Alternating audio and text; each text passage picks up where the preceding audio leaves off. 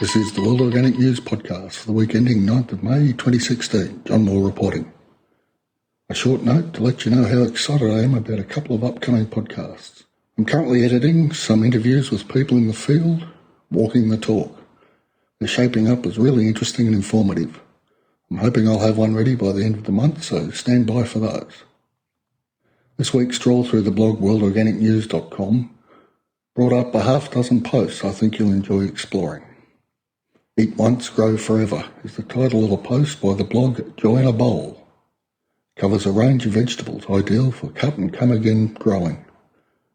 Whilst this doesn't work for commercial monoculture with its supermarket-defined, almost unattainable standards of beauty, for those of us who actually like food with taste rather than just looks, this is a wonderful way to extend the productive output of some vegetables.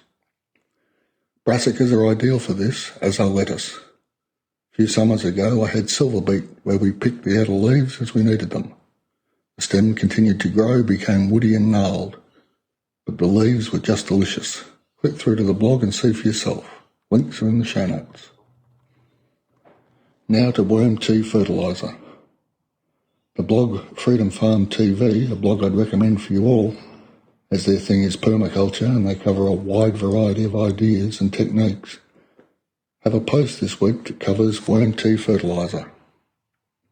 Almost a miracle feed, the biological content of well-prepared worm tea is enormous. It feeds not just the plants, but the soil biota as well. Liquid fertilisers have a long history, and a great resource for this is 10 Acres Enough, written back in the 1870s, and it's well worth the read. Links in the show notes. From the blog Building Heritage comes a post on their journey into the world of heritage breeds. More than just a lifestyle choice, heritage breeds are the DNA safety net for the rest of agriculture. They are, generally speaking, locally adapted species with much wider genetic variation than the over-specialised breeds in factory farms. They need this variation to adapt to changes in local conditions. Not kept in temperature and light control spaces, but actually out in the sun and on the soil, they require, in job interview terms, a wider skill set. This is particularly so for poultry and pigs. These two species have been forced into the most horrific conditions on the basis of efficiency, as if they were but biological widgets. So the good folk at Building Heritage are going to start with poultry as they commence their journey into homesteading farming. Let's wish them well. Link in the show notes. And now to the blog Africa Rising.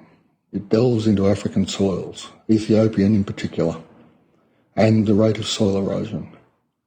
This is a worldwide problem. The good news is it is solvable. From the Dust Bowl in the US Midwest in the 1930s to the salt-sloping agricultural land technologies of the Philippines, we can fix what we've broken. Remember, we owe our existence to the top 6 inches of soil and the fact that it rains from time to time.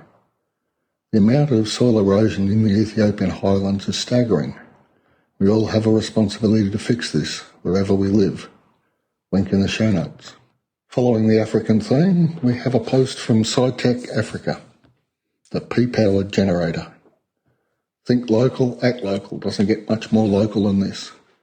This story comes from Nigeria, where whilst it seems a new idea, back in 2012, a group of Nigerian students developed a similar system. The potential for this technology is enormous, a resource available wherever animals are. In fact, the more concentrated the human population, the more available is this resource. And the more concentrated the human population, the greater the need for power. Seems a simple, if slightly messy, solution. The body waste to power theme continues with this post from A New Green World, turning poop into power. Unlike the urine power generator, this technology has been around for a very long time. Many Chinese rural villages are powered by biogas from anaerobically digested pig poo. There are projects and enterprises wherever poo is accumulated, from Dutch dairy farms generating power from cow poo to this post's recognition of the widespread adoption of the technology in Vietnam.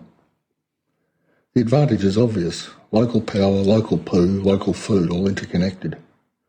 Whilst in the developed world the biogas is usually burned to produce electricity, in the developing world the gas is used for a variety of ways. From cooking to heating to running engines to, yes, electricity generation. The link is in the show notes. And now a word from our sponsor. This episode of your World Organic News podcast is brought to you by Gem Biscuits. Gem Biscuits make gluten-free sorghum flour-based biscuits and cookies. Chocolate chip, hazelnut choc chip, coffee hazelnut choc chip and the original spicy tea biscuit. All these are handmade with, of course, organic ingredients. These biscuits are great. Please check out the website gembiscuits.com. That's gembiscuits.com. There is a link in the show notes.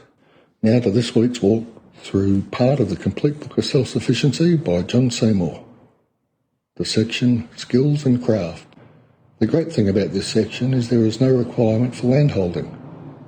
These traditional skills, and particularly the crafts, can be developed by anyone, anywhere, almost. Seymour kicks off this section with basketry and pottery. Basketry is a soothing craft once mastered. I suppose that can be said for all crafts, but I find it's particularly so with basketry. Not that I've ever been particularly good at it. I tend to just make Yuletime wreaths. Yet the feel of the material, the strength, the flexibility and so on of the base material is a wondrous thing to behold. Pottery is a more mechanised process if you're going to throw pots. Seymour covers non-thrown pottery as well as the thrown variety, so it is doable.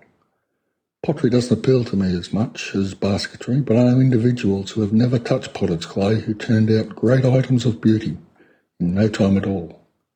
It's all about that wonder of human diversity.